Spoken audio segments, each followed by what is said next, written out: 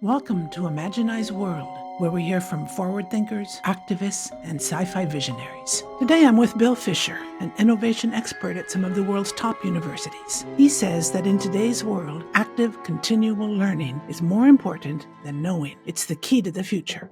The reason I was interested in talking with you, Bill, is because I consider you to be one of the really leading voices about the future of organizations. And it is an overcrowded field. So many people, especially with all the AI stuff now, which I'm not belittling AI, but so many people are just talking about it in so many different ways without really understanding what they're saying. And I consider you to be a real reference when it comes to how organizations are changing. Your article, The Future Will Be Temporary, Leadership Too, caught my eye, of course. Maybe you could just take it from here and talk about what you mean by temporary, for example.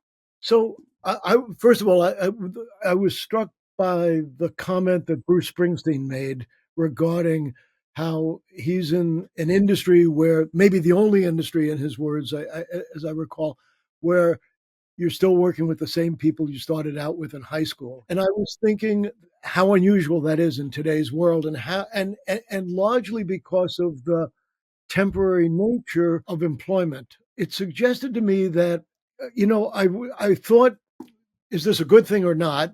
And especially with the world about to change, with AI becoming more and more a part of of the way in which we make decisions and rely on sources of information.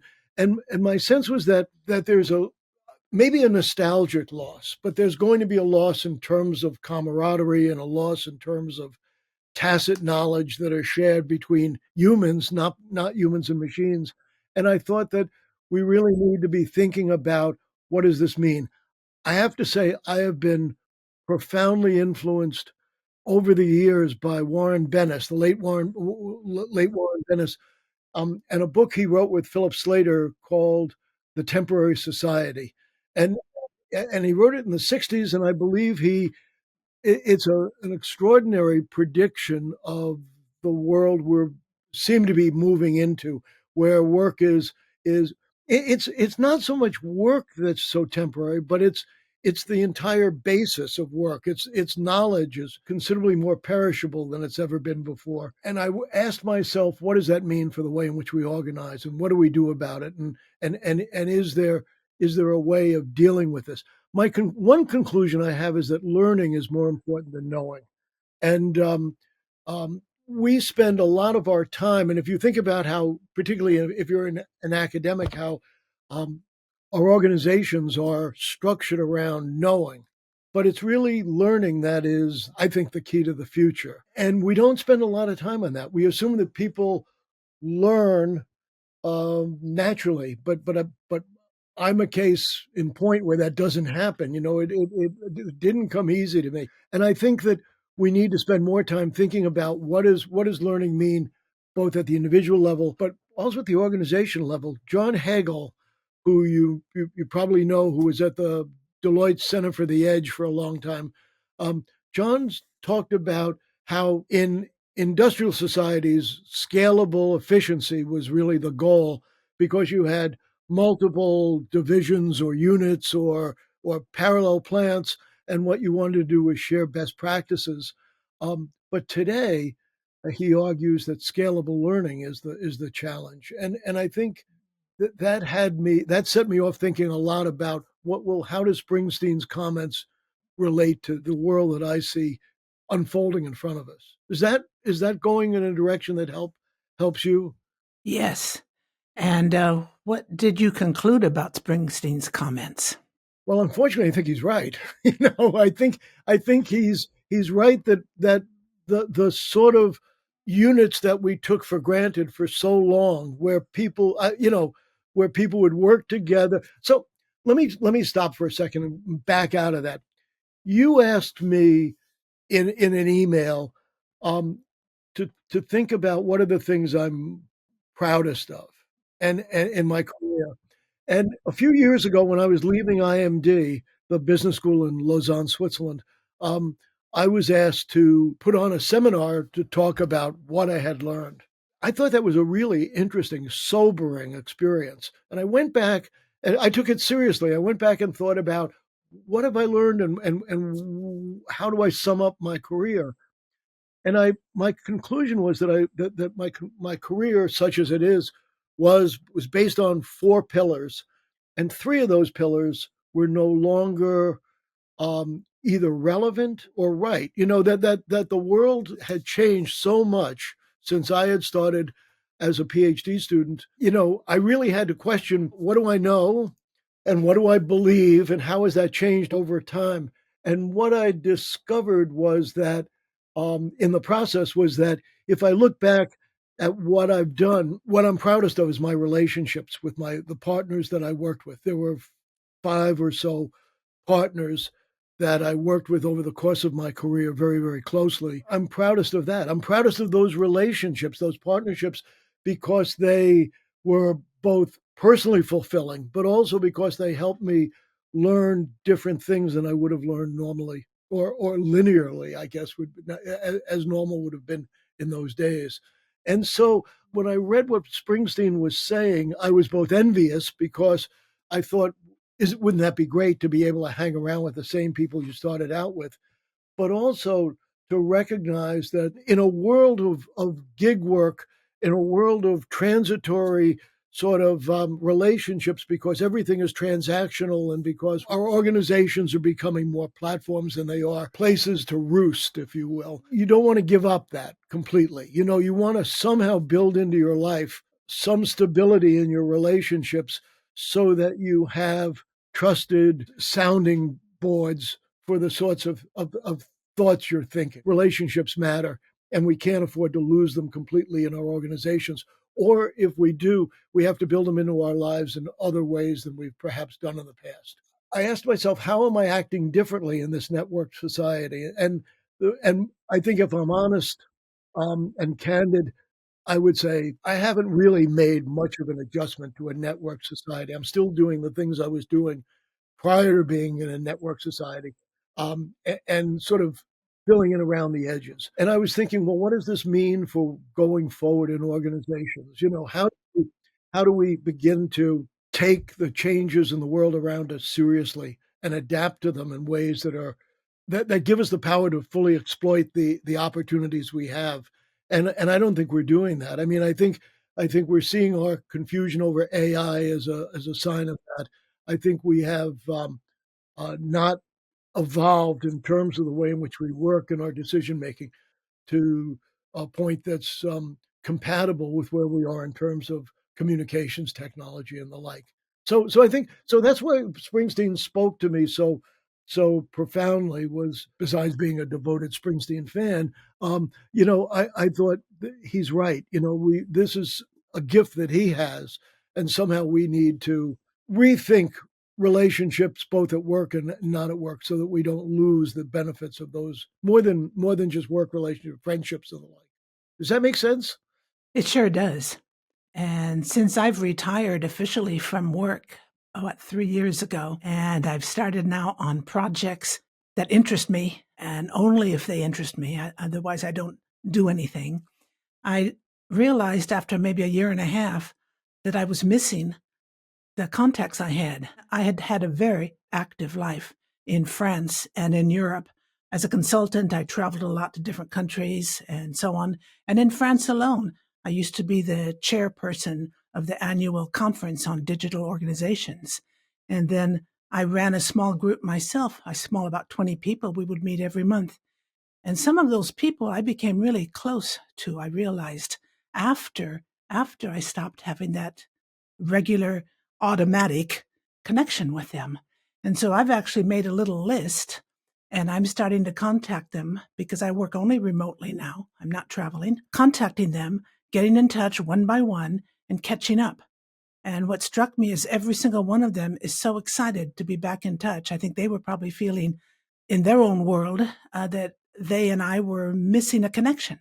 Right. And so I'm Well, trying to build up a little bit what you're talking about, build it up virtually.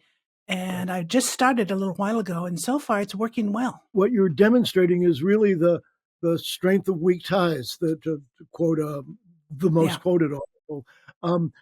because those people are doing things differently than you are in different situations and different expertise domains. And they add a degree of variety and stimulation into your own network of so you have the benefit of both having close friends but also having the benefit of people who are what I'll call occasional visitors, but they bring with them the seeds of new ideas. Another question you asked me, if I can reveal this, is that you asked me about um, how do I think about the future? So I don't think you can predict the future. I think there's a difference between the uncertain and the unknown. I think probably everybody watching this podcast is an expert in the uncertain. We navigate our personal and professional lives day to day on the basis of being able to pick up signals around us, signals about supply chains, signals about uh, trends in customer fashion or taste, signals in the politics of our organization, and we navigate those very, very successfully. And that allows us to claim optimization in many cases. And we've been able to get away with that for a long time because we've been on industry S curves, growth curves that have been fairly long.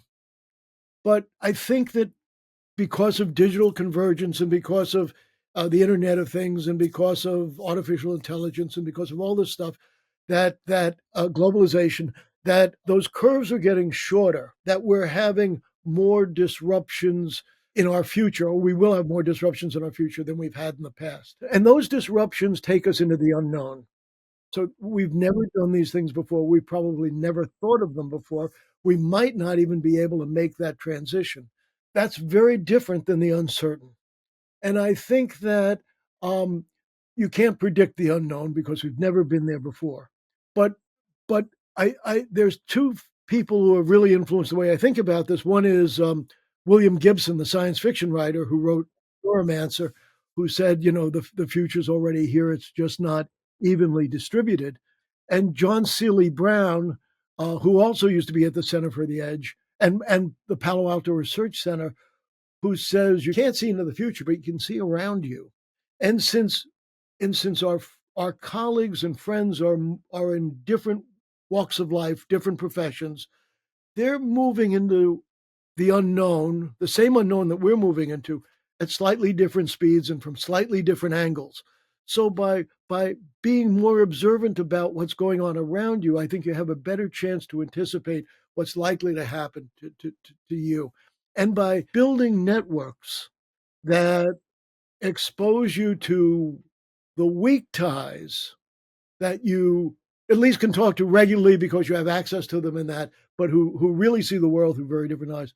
I think you have a chance to, really think differently about the future and about how you go into the future and about how you prepare for that than you would otherwise. So I'm a big believer in the benefits of the network society. I may not be agile in working with it, but I'm trying, right? I'm struggling. Learning for me is really the end all be all, and I'm trying to take that seriously enough to do that. And it sounds to me like you're doing that as well. I'm certainly trying to. I have followed your work with the higher organization. I find it absolutely fascinating. All of my clients over the last 20 years have been global giants. Do you believe that giants can reinvent themselves? Or do you think higher is a big exception? So I think higher is the extreme. Okay. I'm not sure if it's an exception, but it's the extreme. They've been doing this for 40 years. They've been doing it consistently. They've done it across the entire organization. It hasn't been pilot plants or experiments. It's been all in. And it's not been a straight shot. They've had mostly successes, but there's been a couple of rethinking of what they're doing. So for those people who don't know anything about Haier is the world's largest home appliance company. And it's based in Qingdao in China. Half of its revenues today come from acquisitions outside of China. But I think what marks Haier is that over these 40 years, it has emphasized three major things. One is everything we do is going to create a great customer experience. The second thing is we think entrepreneurship is the best way to do this. And the third thing is that we think that the reward should be shared not only by the people who receive the value, but also by the people who create the value. So the value is received by the customers and by the shareholders, but the people who actually do the work ought to have meaningful compensation as a result as well. They ought to the value ought to be distributed. And the way they've gone about that is to change both the culture and the structure of the organization. So today they are an organization of several thousand micro enterprises that run as small businesses that are responsible for what they do and how they do it and how they generate revenues and how they distribute those revenues. And they're trying to practice this on a global level. And I think they've largely been successful at that. I mean, if you look at some of the acquisitions, the Qingdao operation is way ahead of them in terms of the adoption of those three principles. But for the most part, their acquisitions are really interpreting what they've done in China into local cultures. So General Electric Appliances in the United States is owned by Haier. They are faithful to the idea of the philosophy that Haier espouses. It's called Rendan, but they practice it differently, slightly differently, and that's true for Sanyo and Haier Europe and the like, or what used to be the Sanyo uh, home appliance business, or Fischer Paykel. So, what I think, if you look at Haier today, the thing that strikes me is first of all, this is a mature old economy business. Okay, this is refrigerators, stoves, um, you know, things that are not high tech in the conventional sense of the term. But it's also an industry that's going through a revolution. So it's going through a revolution because of connectivity. The Internet of Things has hit the home. Appliances talk to one another, voice activated contact. And so Haier has been adopting these products to fit contemporary society. They say that 20 years ago, the customer journey was, 30 minutes every 15 years. The customer would walk in, that you could sell them a refrigerator. If they liked the refrigerator, they brought it home. If it worked, they'd come back in 15 years and buy another one. Today, they have customers who talk to them 15 times a day. They want to know recipes. Hire's never written a recipe. They want to know what's in their refrigerator. Hire's never been in their refrigerator. They want to know what the provenance of their foods are. Are they truly organic? How long have they been on the shelf? These are things that Hire's never thought about. So, in the process of trying to adjust to the growing sophistication of customer experience expectations, Haier has become ever more a network of autonomous units that are smaller, faster, closer to the customer. Zero distance is the mantra, um, and they are able to fulfill these new customer expectations by building ecosystems of partnerships with other organizations.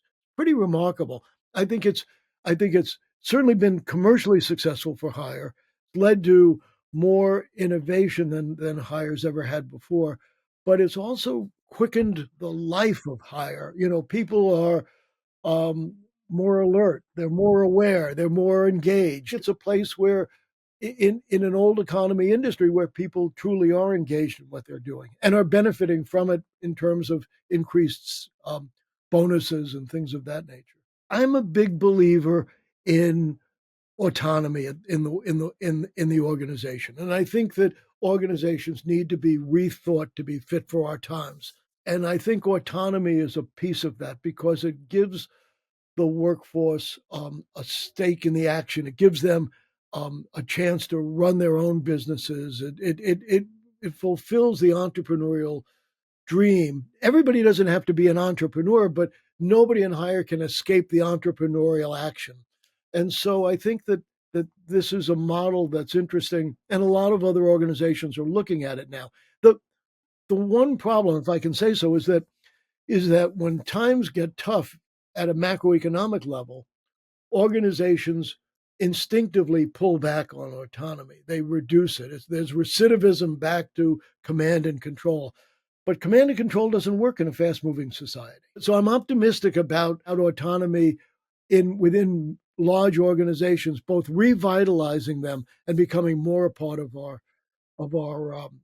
managerial style in the future. Hire was an extreme, right? It shows you what can be done if there's a total leadership commitment to stretching the organization as much as it can to be able to take advantage of the future. So I said we weren't living. I'm not living fully in the network society, but they are, for sure. And I think that there are benefits as a result of that.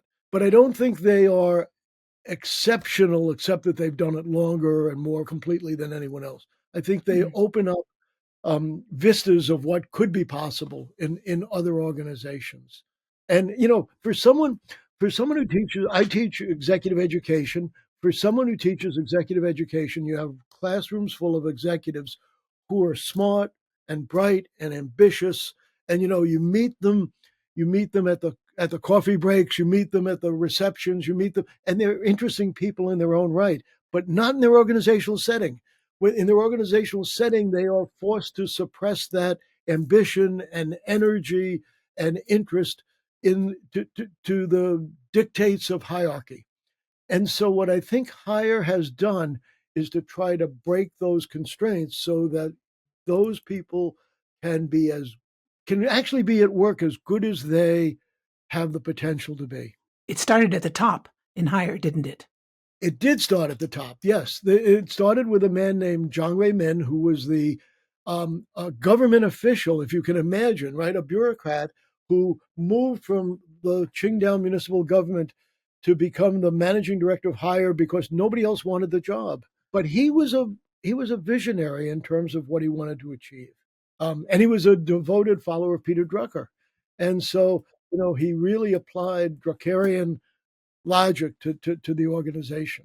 Bill, if there were one major innovation to be made in the next, I don't know, 20 years, what could it be?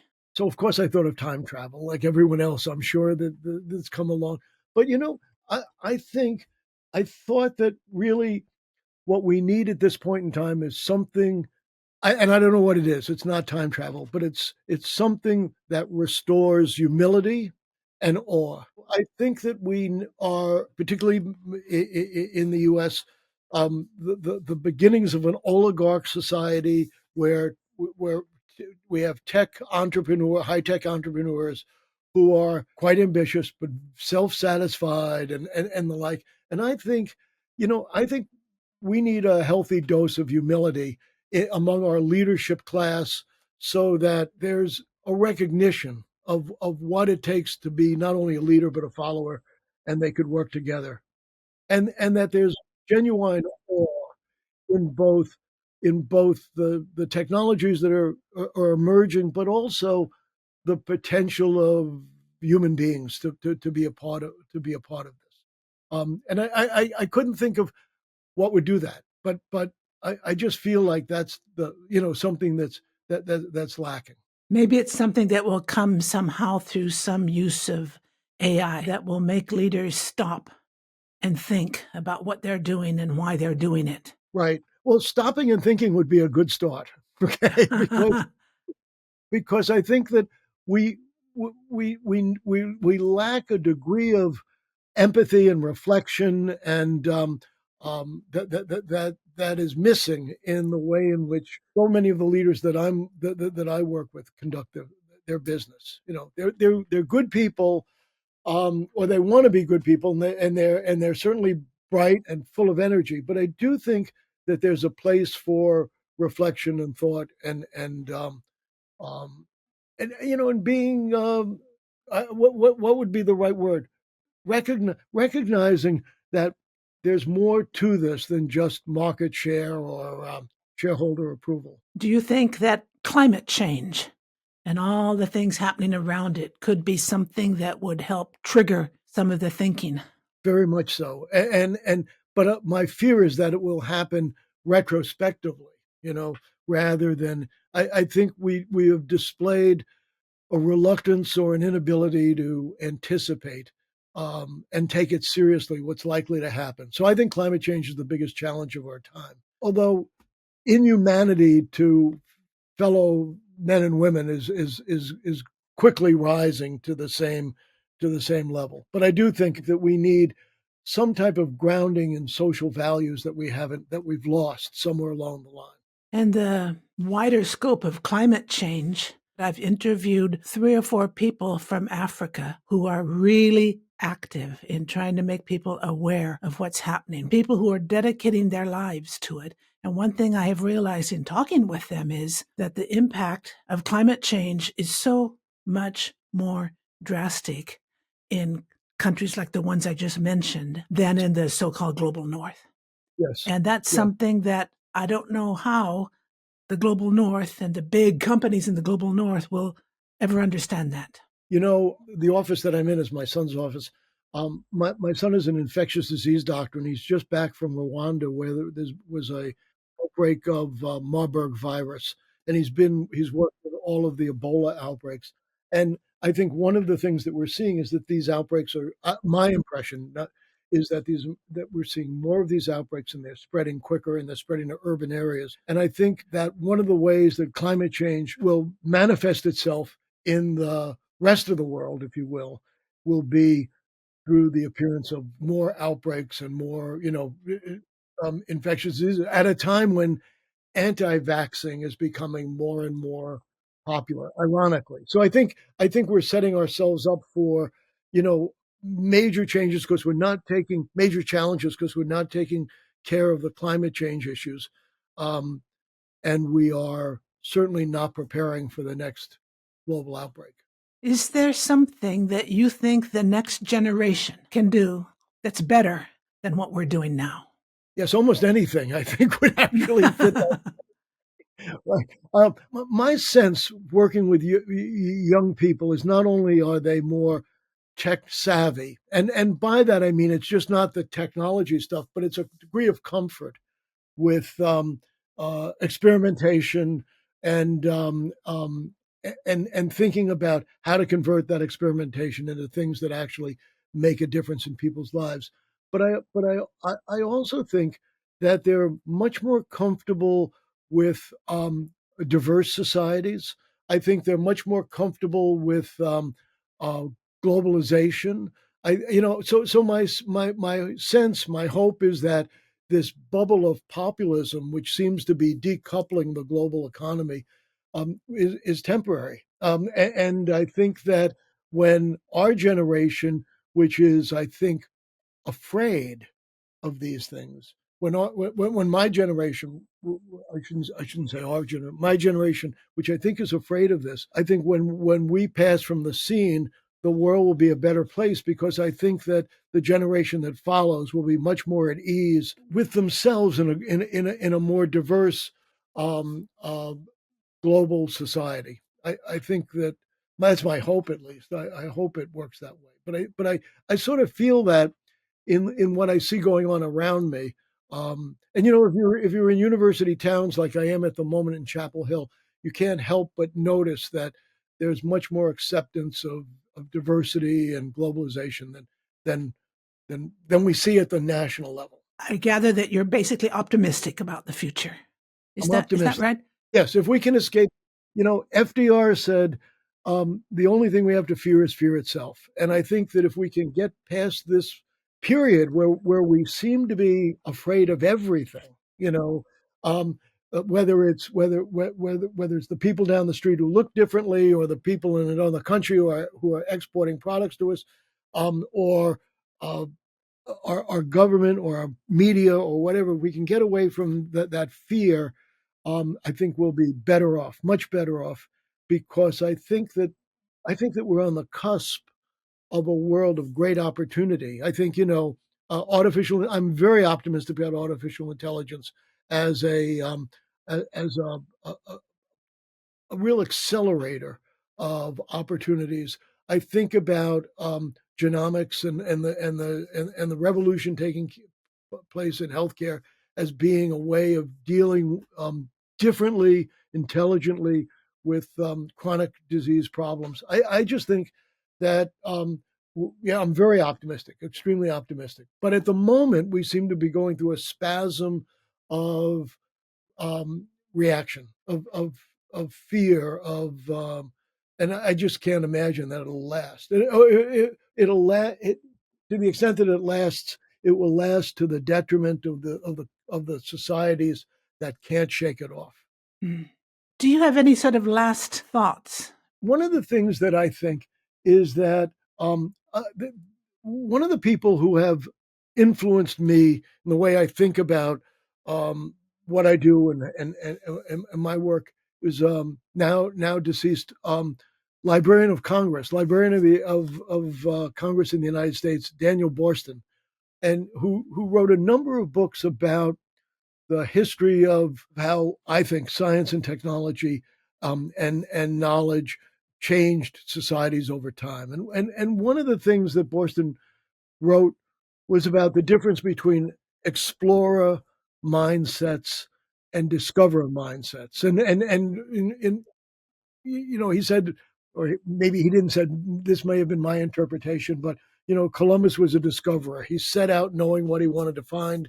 He went to the wrong place, met the wrong people, called them by the wrong name, but declared that he had found what he had set out to do. He was a discoverer. He had a very closed world of ideas around him. He spoke to a small group of people and never opened up the conversation. Well, I think we want to be explorers, not discoverers. I think we want to build educational environments and work environments where people are encouraged to open up the solution space rather than close it down, right? Being faster in decision making is not necessarily better. I'm fascinated with how do we make people more accepting of an explorer, which is risky, right? Because we're going to take more time, and we're going to have more complexity. But in the end, we'll have more choices as well. And I think that that's something that when we talk about the future, we talk about imagining the future, I think that the explorer mentality is something that we want to encourage. And I think the other thing is, and this was one of the early questions you asked, I think that the future should be ever present in our conversations, organizational conversations, particularly consciously and explicitly. I think that somehow we should have people whose role is to be advocates for the future in every important decision making conclave that we participate in, where they are provocateurs, where they are charged with saying, what about this and what about that? And have we forgotten this? And I think that if we do that, we'll be always making the future part of the stakeholder group that we consider in any decision. I think climate change would benefit from that enormously. So I think at higher there was a slogan. There is a slogan still called "Zero Distance with the Customer," and the idea is if you can get as close to your customer as possible, so that you know them as well as they know themselves, you can anticipate the needs in their lives that need to be filled, and you can be ahead of everyone else doing that, including the customer. I think we ought to have zero distance with the future. So there's enough methodology around foresight that I think we should be introducing it into all of our decision making at the board level down, to be able to make sure that we're making intelligent decisions, not only for the present, but for the future. Those are the things that I would add. I also think that those would attack zombie ideas, going back to the very early conversation we had, because the power. The reason the Drucker Forum spoke about zombie ideas was because they're everywhere. They manifest themselves in things that are comfortable and familiar. Time is money is one of the, I think, a great example, or the difference between long run and short run in a world where that the industry S curves are getting increasingly shorter, um, and we make inappropriate decisions, or we become distracted by wisdom that's no longer valid. And so I think that taking the future seriously, thinking about what are the implications for that, would be one way to check zombie ideas. Good. Anything else? I think We've that's ended with the zombie ideas that we're going to take away. At one point you asked me, what do I want the future to be? And Yes. and I made a list of attributes, right? independence to the extent that we can create independence of the individual, active learning. I think that we need to encourage people to be constant active learners, mass flourishing. When I think of periods like the Enlightenment, I think of people of almost everybody flourishing in terms of both their expectations for the future, their appreciation for knowledge and insight.